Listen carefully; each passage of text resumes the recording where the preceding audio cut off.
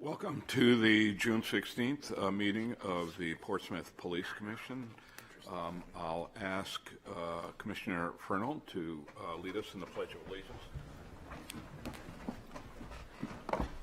Pledge allegiance to the flag of the United States of America and to the republic for which it stands, one nation, under God, indivisible, with liberty and justice for all.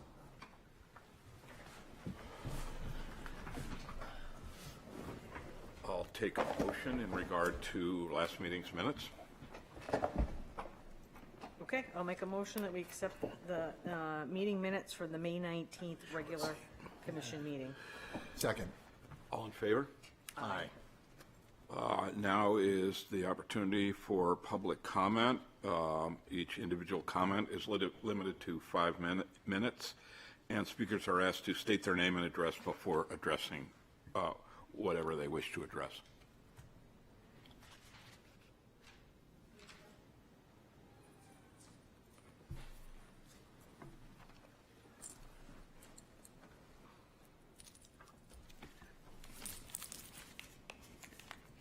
My name is Victoria Haskell, and I live in Portsmouth.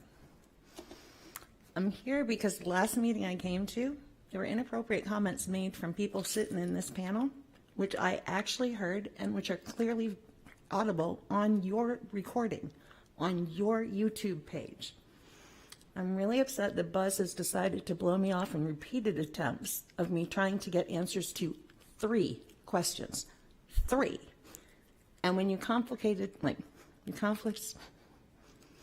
you got the stories a little confused there when you decided that I was trying to get answers for the initial complaint, because obviously you didn't have answers to the initial complaint. You weren't there when it happened. You need time to investigate. But you should have been able to answer the questions about things that happened right here in front of you during your meeting, which can be heard on your video. I'd like some answers for this. I know you usually don't respond, but I'm cutting my time off here because I would like some answers. Are you through? Mm-hmm. The only answer I would give is check your email. I did check my email. You kind of blew that off again and said something inappropriate once again. Well, I'm not going to keep going back and forth, but I'll stick with the So should I reach out to the media or should I reach out to a lawyer at this point? I didn't want to sue anyone. I wanted Mark to be able to just fix the problem, say, okay, great, we're going to work on this. Thanks for bringing it to my attention and being kind about it. He could not do this. Then I come here to talk to you guys, and you have chosen to do the exact same thing.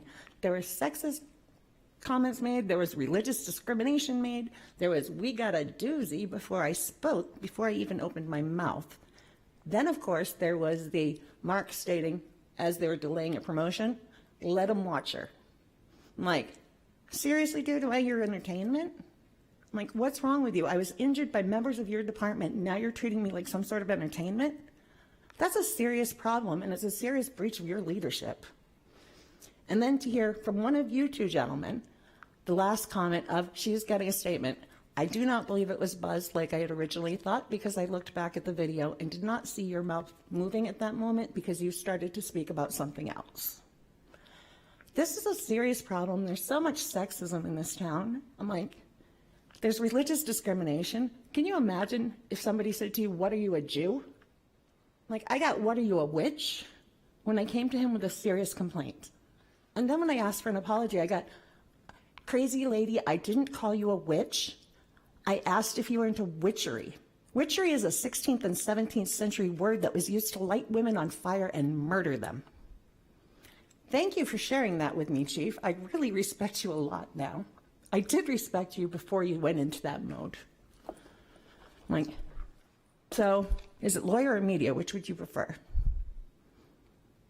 Again, this is not a time where we Okay, have cool. a back and forth. Then I will be running for your seat in the fall next year. Any further public comments?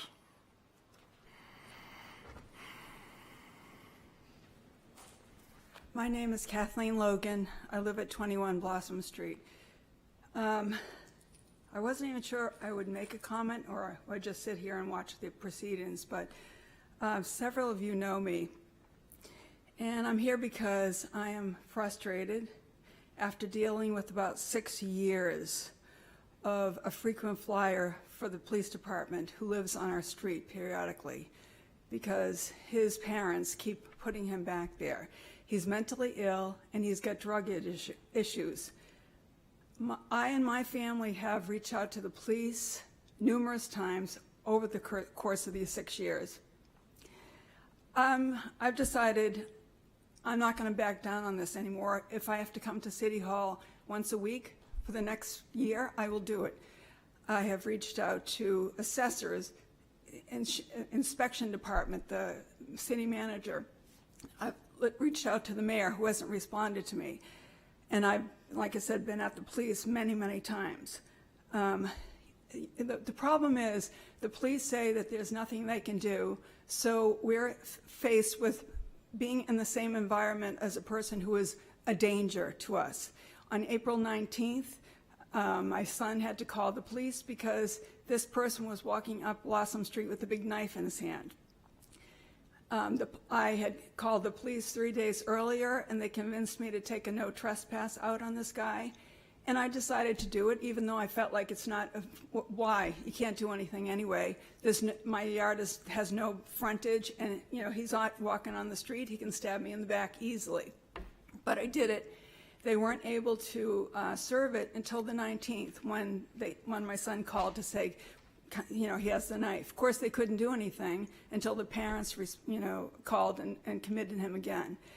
I met with the city manager and the city attorney on the 29th of May. And on that same day, my neighbor, she went to the police department and filled out a no trespass on him. It was not served on him until last night. And I don't even think there was an attempt to serve it until last night, because I now have 2 Ring cameras. Not that I want a camera, but I have them because of this family that I'm living in the middle of. So there was no attempt to serve a no trespass. And last night, my son saw this individual in the street at 10 o'clock at night with a light at my other neighbor's house, the one who had the no trespass, fiddling around, acting crazy like he always does. And he took pictures, and then the police came, and then they served him. I feel like I'm banging my head against the wall with this. I'm tired of hearing there's nothing we can do, because I really think the city has to become a little more creative on how to handle this, because, I'm here right now because I'm trying to stop a tragedy. I don't want to be dead. I don't want anyone in my family to be dead. I don't want his parents to be dead, but I don't want him where he is. He should be in his parents' house. If they want him here, they put him across the street from us. They don't see him roaming around at 1:30 or 4 o'clock in the morning. I see it on my camera. They don't know that he's going out. And we are unsafe. So I have a binder this thick from what I've been going through over the last 3 years. I have a request in for all the records that my family has had with the police department, and it'll go in my binder. If something happens to us, that is the record of what we've been trying to stop. But we should not have to live like this. And I don't know, I think if you're not talking with other departments in the city, you have to talk to each other to find out what are the other avenues we have to get them out of that location and away from us so that we're a little bit safer. That's all I have to say. Thank you, Ms. Logan.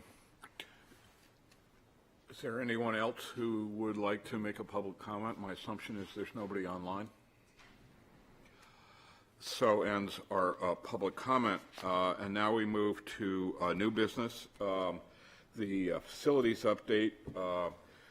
We have not had a municipal building blue ribbon committee meeting since our last police commission meeting. There will be one this tomorrow, as a matter of fact, at 3 p.m. in conference room A here in City Hall. As always, I encourage people who have concerns or thoughts about a new police facility or an addition or a remodeling of the current police station or for that matter, a reworking of the city hall space and the municipal services space, to come to the meeting. We welcome public comments. Usually there's at least one or two people there, and we very much welcome comments. So tomorrow, 3 p.m. in conference room A here in City Hall. Chief, do you want to address, or Deputy Chief, whichever, the dispatch remediation update?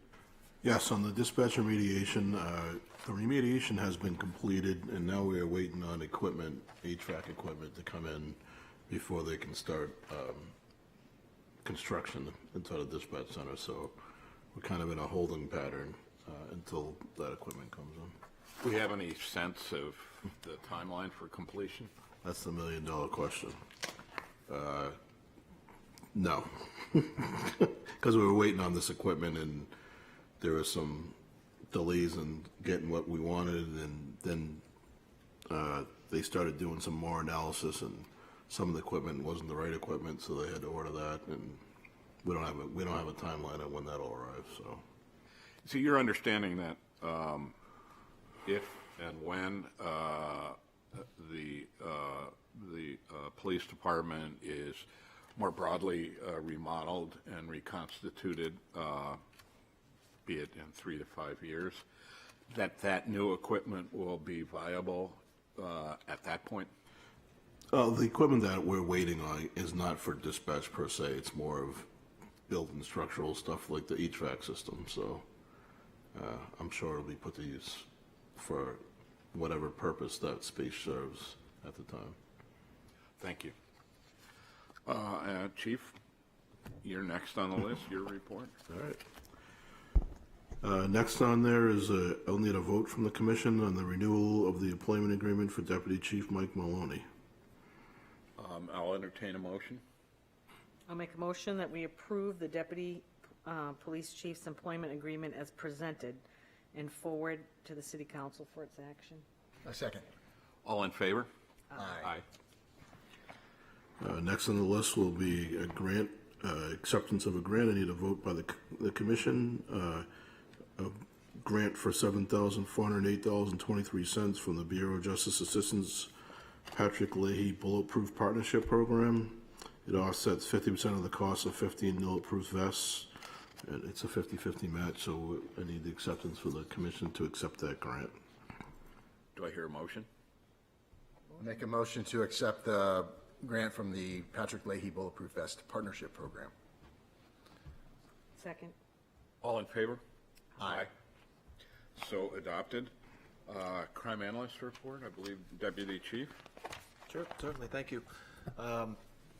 Looking at the first 5 months to completion, January through May 31st of 2026, compared to the average of the previous 3 years, same time frame. Calls for service are slightly down 2.7% to 12,191. Arrests are down 22% to 284. DWI, driving under the influence arrests, are down to 33 compared to 41. Total offense reports are down 10.6% at 854 from 956. Reportable motor vehicle crashes are down 18% at 150. And motor vehicle stops or offenses are down 38% to 1,952. And then more specifically, looking at traffic stats for the month of June, we had 456 traffic stops, which is 36 more than the month of April. 17 summonses were issued, and reportable motor vehicle crashes, we had 31, which is just about the same as April, one more than April. Any questions from Commissioner Fernald or Commissioner Lieberman? Of course, I have a question, Deputy Chief. I'm looking at the reduction in calls for service. My guess is that the calculation of a reduction from 17,000 plus to 12,000 plus is probably a more significant reduction than 2.7%, if I'm not thinking my math. Is that I correct? wouldn't disagree with you. Putting that aside,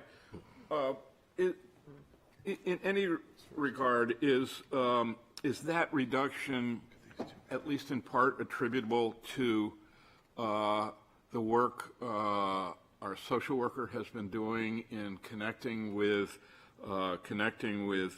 people who have ongoing needs and have regularly been calling dispatch for service over the years I've been on the commission, and that number has started to go down because of the work our social work has been doing? Is that at least in part what that might be about? Yeah, I would completely agree with you in that Brooke's efforts to reduce recidivism amongst the folks in our community that sometimes call for resources that aren't necessarily a police resource. And Excuse me. in one of the reasons why we identified that the social worker was important was to assist with those members of the community that often call the police for non-police matters. And I don't have that broken down as to, individually how that number has been reduced, but Brooke's caseload gets busier and busier and busier. She had, as of last week, week and a half ago, she had 6 new referrals for new folks just in the month of June alone, which is off to a fast start for her. So Brooke does a great job giving presentations and giving monthly stats to us as far as her caseload, her work assignments, how many people she serves, and the functions that she provides them. So that's a long way to say, yes, I'm certain that there is a reduction in calls for service from some of the folks that Brooke helps. Just to make it clear, the calls that an individual resident of Portsmouth makes to Brooke are not counted as a call for service under. They would not be, no. Thank you. I am going back to where we are now. The financial report. Yep, we're tracking really well financially. As the fiscal year comes to a close, we're still at 4% below the cap, and we'll definitely be returning some funds this year. I will have a preliminary close report for you next meeting. It won't be the final, but definitely preliminary numbers to report. In terms of grants, we finally gained access to the grant documents for the Representative Pappas funds. That was for the IT infrastructure for the new police facility. Excuse me. Basically, when you submit to the representative, you just submit an abstract. So now the documents that we have to prepare now is like a actual grant application with all the details, goals and objectives, budget, et cetera. So I'll be working on that with Daisy over the next month. It's due mid-July. So, Just to clear, and Daisy is? oh, I'm sorry, our IT manager for the IT infrastructure grant, sorry. So anyway, so we'll get that document done. We're still waiting for notification from Senator Shaheen's office, but I did take a look at the list, at the nationwide list of all the approvals, and the ICAC one is on there, but we still have to get the invite from Senator Shaheen's office. And then the project that we submitted this year for the Real-Time Crime Center, I don't expect any notice on that probably for several months. As reported last meeting, we're still waiting on our JAG grant award for the rifle updates, and our New Hampshire Highway Safety Grant application has been submitted, and we hope to hear from about that before October, when it's supposed to start. On the strategic plan, I've received all the documentation from the division and program managers. I'll start organizing it, and we have to move forward on a new publishing software, so it's going to be kind of a learning curve for me, but hopefully it'll end up with a better end result document. Any further questions? Any questions from the commissioners?